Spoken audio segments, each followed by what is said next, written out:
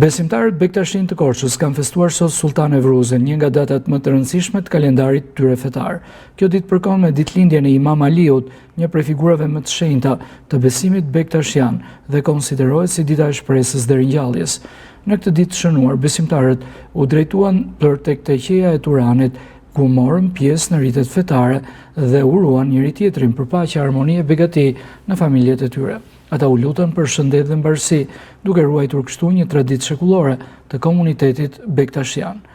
Në kremtimet e kësaj dite mori pjesë edhe kryegjyshi botëror bektashian, Haxhi Dede Edmond Brahimaj, i cili u bashkua besimtarve në lutje dhe urimet e kësaj feste të rëndësishme. Pas riteve fetare në teqe, festimet vijuan në familje, ku tradita me veçantë mbetet përgatitja e byrekut me 12 barishte simbolike të së re dhe begatisë. Sipas besimit në byrek, vendoset edhe një monedhë dhe ai që e gjen besohet se do të ketë fat gjatë gjithë vitit. Sultan Evruzi është një festë që bashkon breza dhe forcon lidhjet shpirtërore mes besimtarëve, duke sjellë gëzim dhe shpresë për një vit të mbar.